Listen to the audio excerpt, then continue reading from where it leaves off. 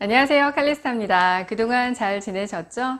오늘은 책 읽어드립니다 시간인데요. 지난 시간에 이어서 아이와 함께 여행 시리즈, 이번에는 독일로 여행을 떠나보도록 하겠습니다. 아이와 함께 독일 동화여행, 정유선 작가 지음 뮤젠트리 출판사 작품입니다. 먼저 차례부터 함께 보실까요? 지난번에 읽어드린 아이와 함께 아일랜드 영국처럼 이렇게 지역별로 다양한 동화 이야기들을 만나볼 수가 있어요.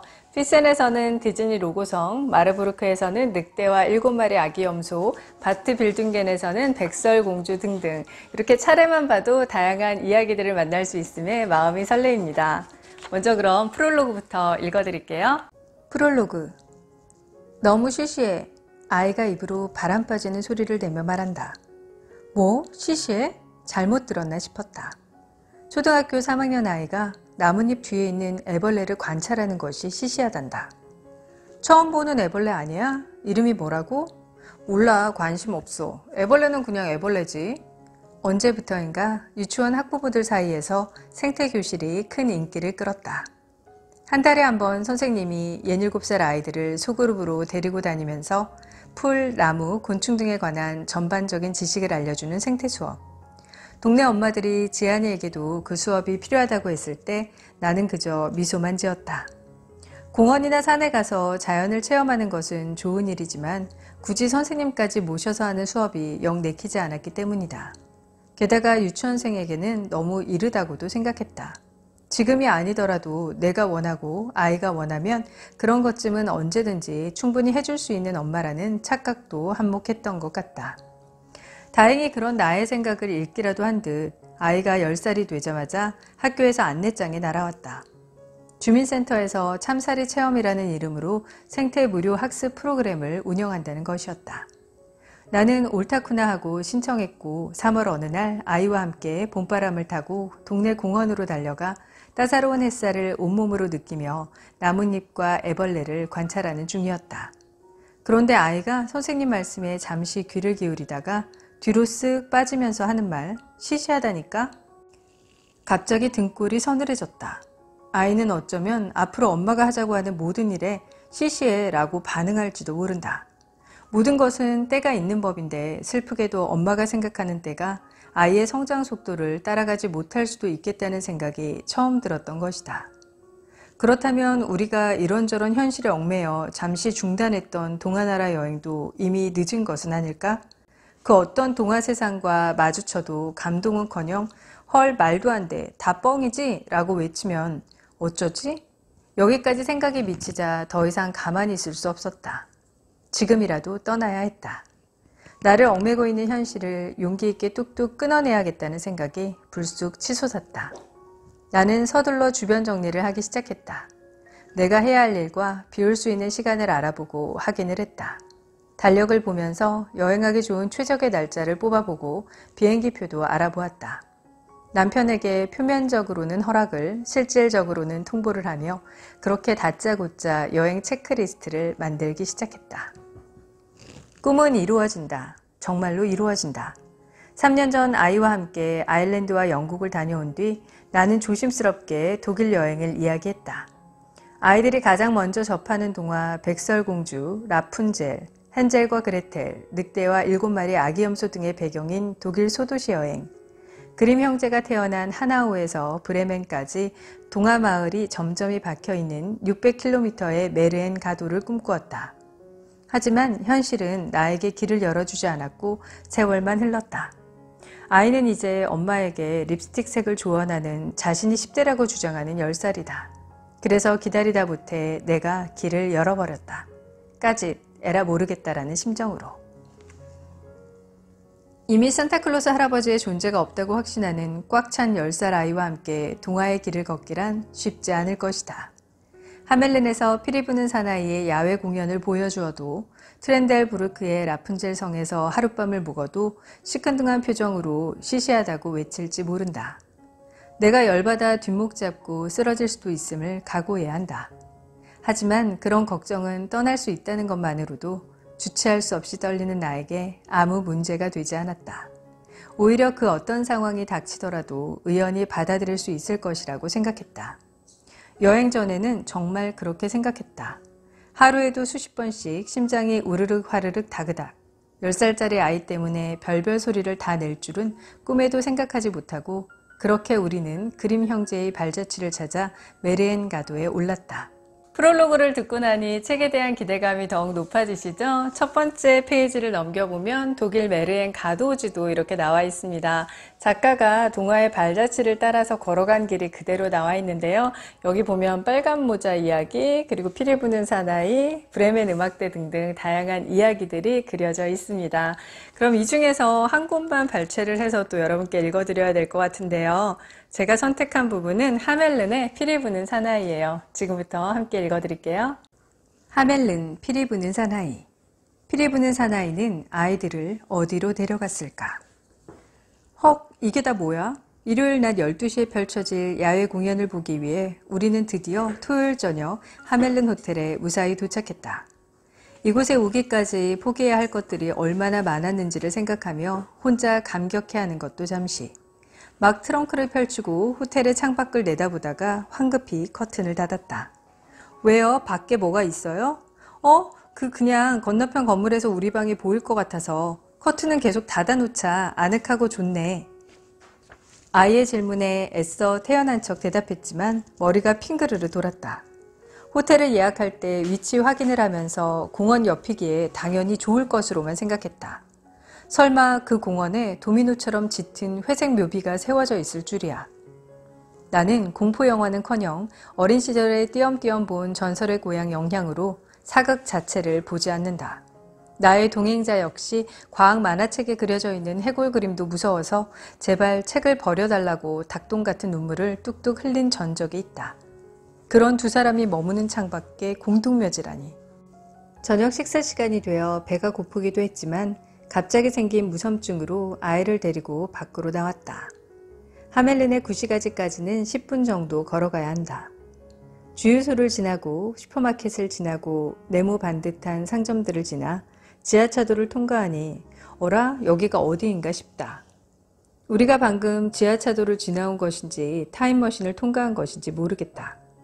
갑작스레 반질반질한 포석이 깔린 중세도시가 펼쳐진 것도 놀라운데 터질 듯이 들려오는 락 사운드에 정신이 번쩍 든다. 섬세한 장인이 정성껏 조각한 목조 건물이 좌우에 늘어서 있고 그 가운데 길에는 하얀 천막에 쳐진 무대와 음식 트럭이 일렬로 늘어서 있다.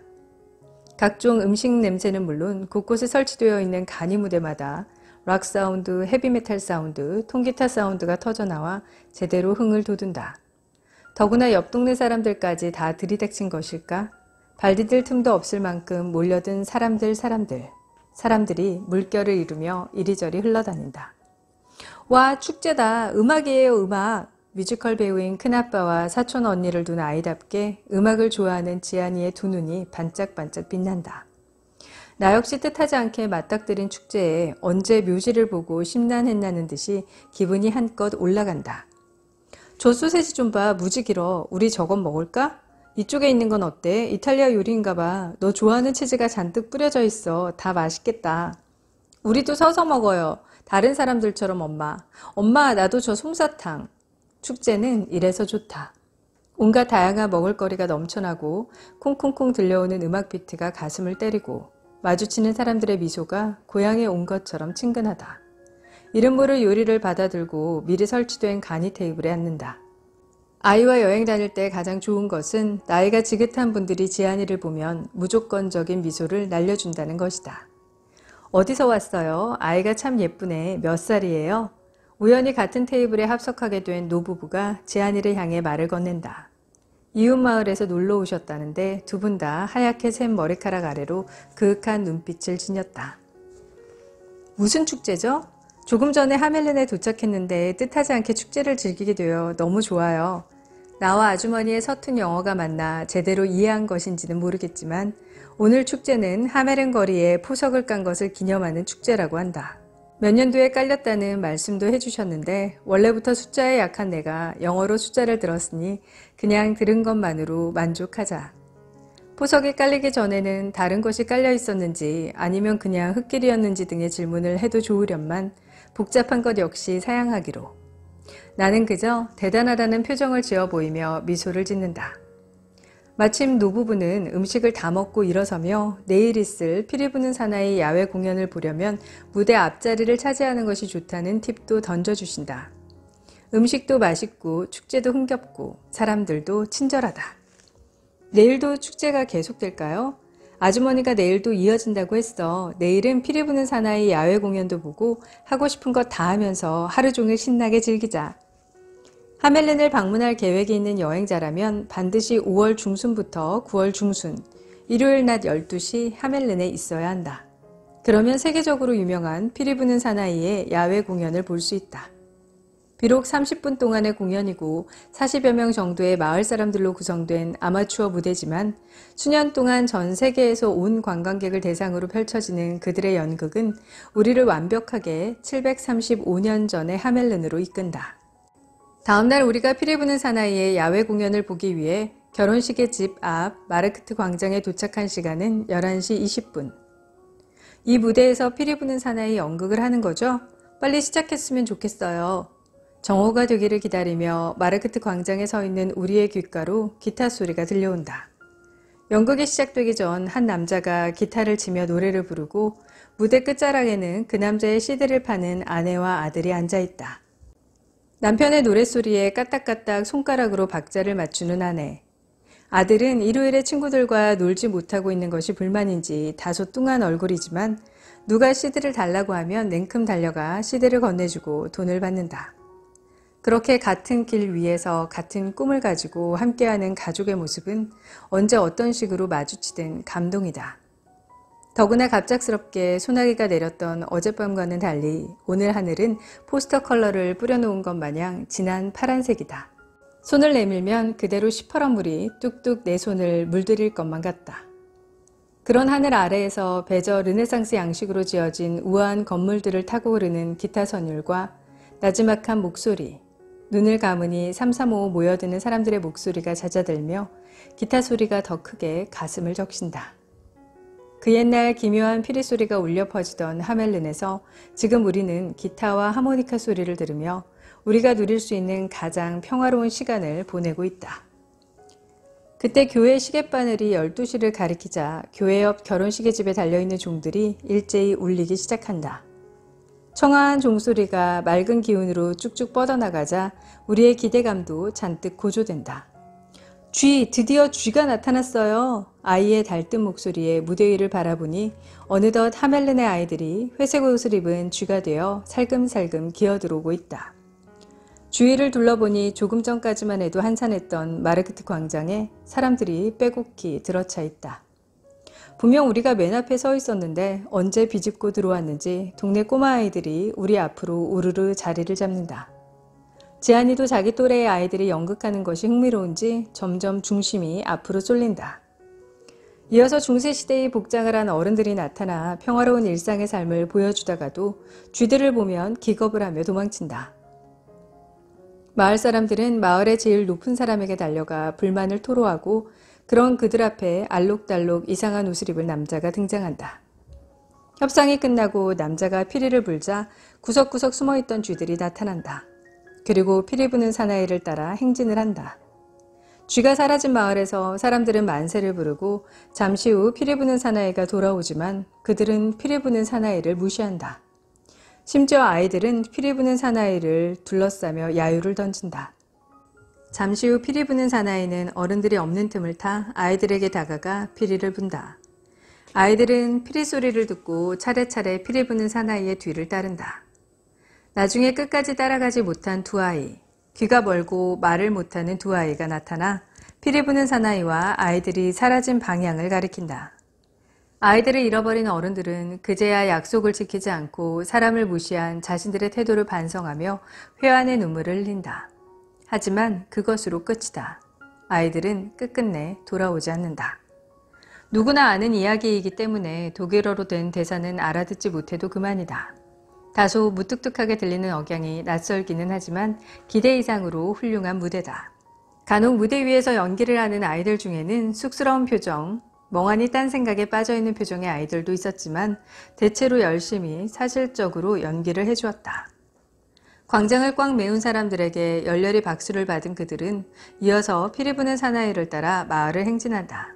쥐들의 무리가 먼저 따르고 그 뒤로 아이들, 그 뒤로 어른들, 그 사이사이로 관광객들이 끼어든다. 왜요? 우리도 따라가게요? 궁금하잖아, 어디로 가는지. 그냥 옷 갈아입으러 가는 거겠죠. 찌릿 째려보는 엄마의 서슬에 아이는 마지못해 피리 부는 사나이의 뒤를 따른다.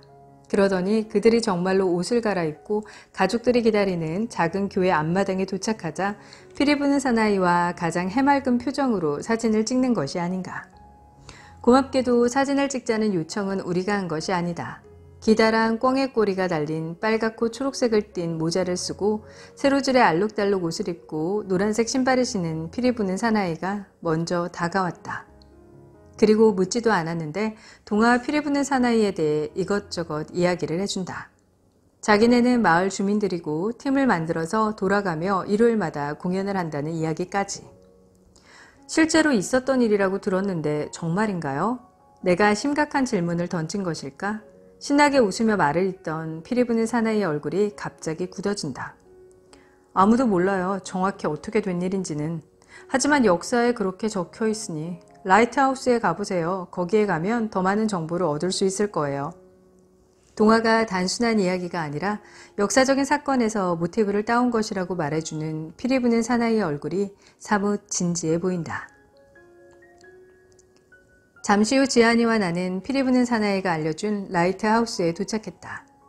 지금은 피리 부는 사나이 박물관으로 더 잘 알려져 있는 라이트하우스는 1589년에 건축된 부유한 상인의 저택으로 베저 르네상스 양식의 걸작으로 일컬어진다.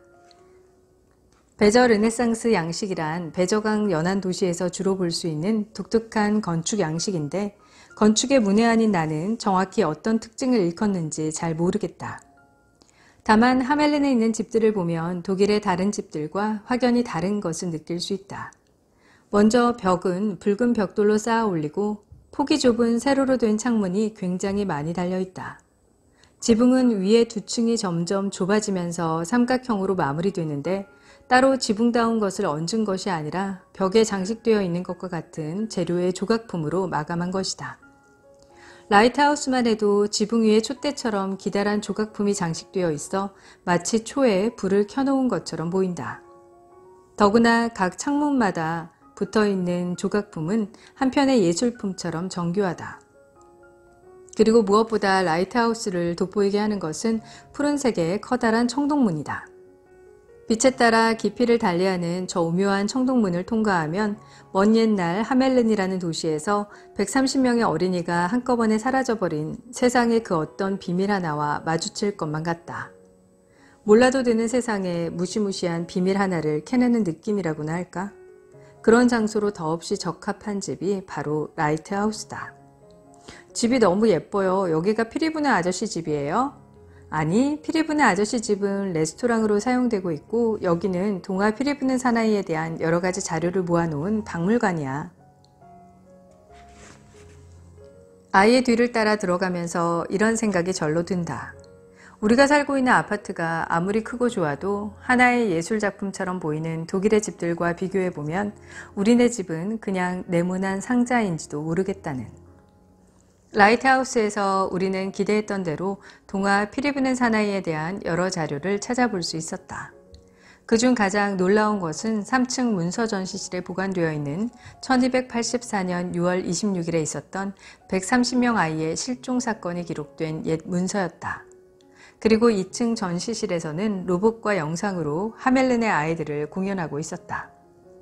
푸르른 영상 속에서 슬픔이 전해지는 음악과 무대 연출은 왁자지껄 한바탕 수동처럼 보였던 야외 공연과는 느낌이 달랐다. 더구나 상징적으로 만들어 놓은 것이겠지만 영상실 입구에 진열된 사라진 아이들의 신발은 부모인 나에게 섬뜩한 느낌마저 주었다. 지안이도 놀랐는지 신발들을 보고 다시 한번 확인한다. 진짜 옛날에 어떤 아저씨가 아이들을 데리고 사라진 거예요? 어디로 갔을까요? 정확한 것은 아무도 모른대. 하지만 130명의 아이가 한꺼번에 사라진 일은 정말 있었나 봐. 신발을 바라보는 아이의 눈빛이 흔들린다. 그러게 이 낡은 신발의 주인들은 도대체 어디로 사라진 것일까? 학자들은 여러 가지 학설을 제시하곤 한다. 사라진 아이들이 어린이 십자군이었다는 설도 있고 쥐의 천골로 인한 중세시대의 흑사병이 아이들의 생명을 앗아갔다는 설도 있다. 또 독일인들이 고향을 버리고 새로운 땅을 찾아 동유럽으로 떠난 역사가 있는데 피리 부는 사나이 이야기는 거기에서 비롯되었다는 설도 있다. 게다가 당시 하멜른은 재분업이 번성한 도시였던 탓에 실제로 쥐들이 들끓었던 상황도 한몫을 한다. 전문 쥐잡이들이 각광을 받았고 그들이 이 마을 저 마을 떠돌아다니며 필이나 악기를 연주했다는 것이다. 하지만 도대체 어떤 이야기가 맞는 것인지, 맞는 이야기가 있기는 한 것인지, 이야기만 존재할 뿐 진실은 베일에 쌓여 있으니 그래서 피리 부는 사나이는 더 마음이 가는 동화인지도 모르겠다. 라이트하우스를 나와 우리는 좀 더 걸어 피리 부는 사나이의 집으로 갔다.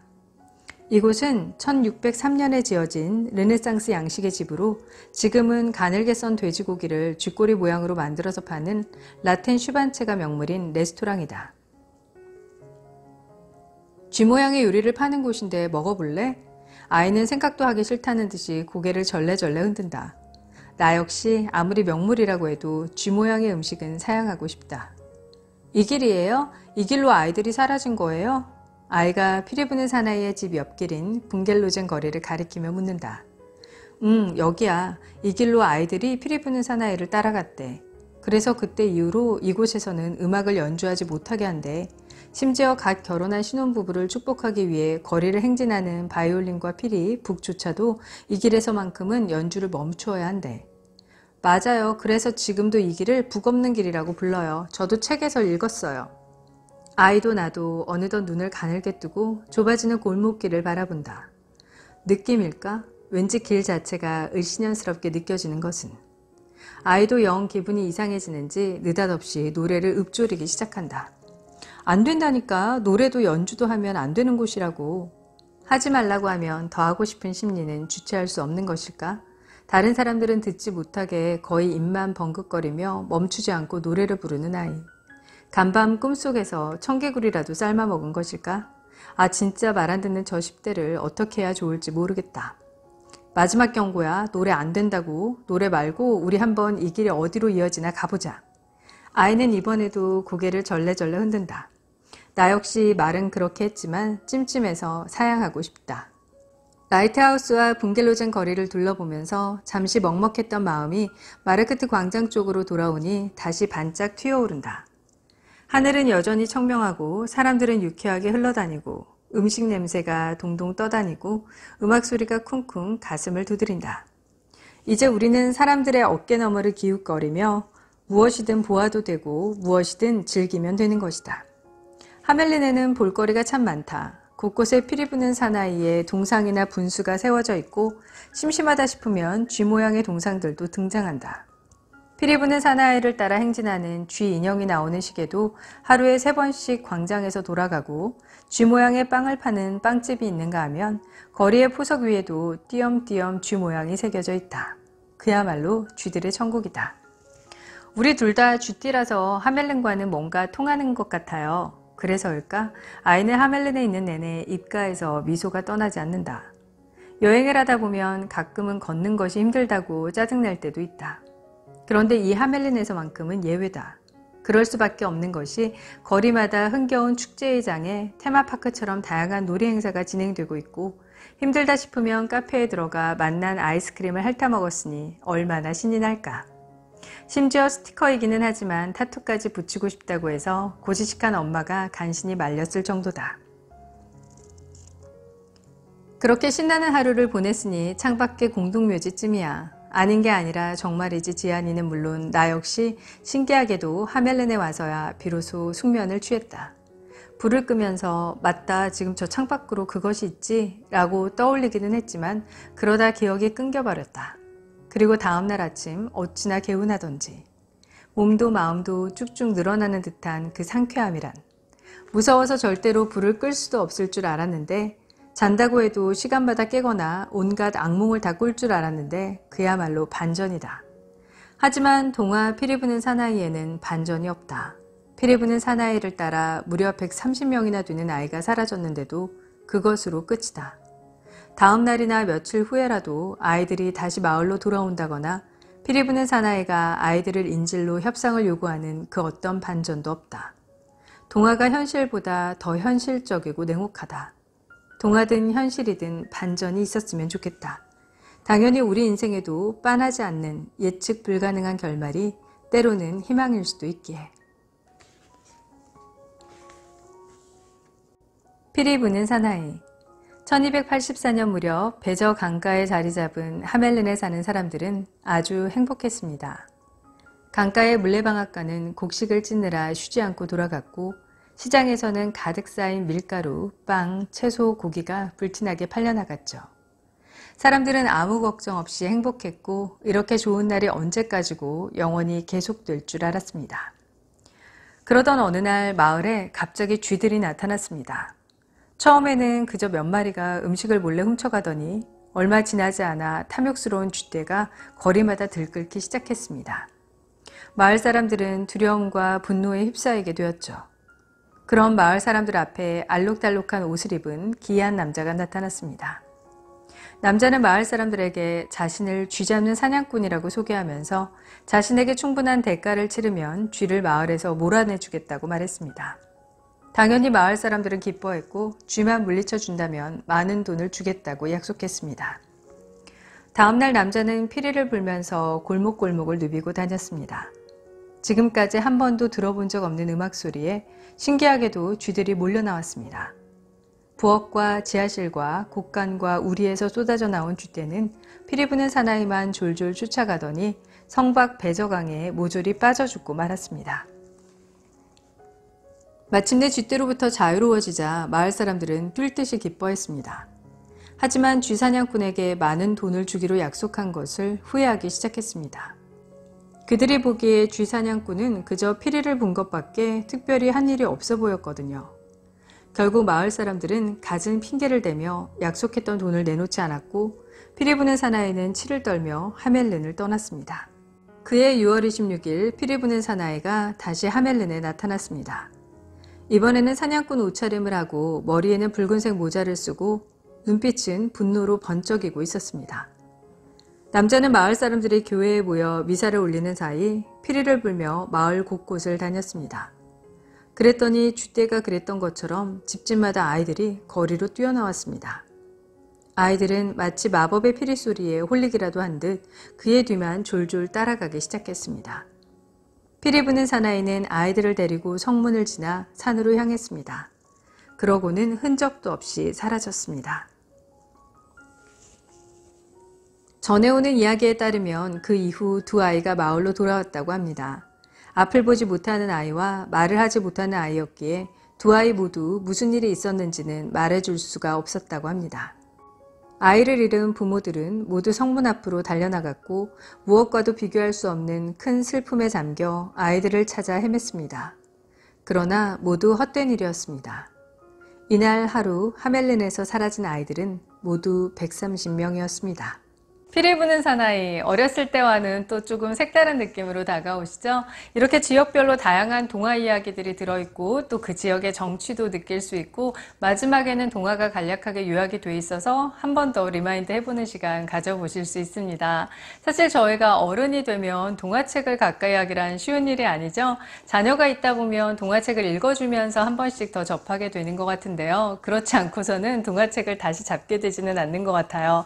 이번 기회에 동화책 다시 한번 읽어보시면서 동심도 한번 돌아보시고요. 색다른 독일 여행을 떠나보시는 것도 좋을 것 같습니다.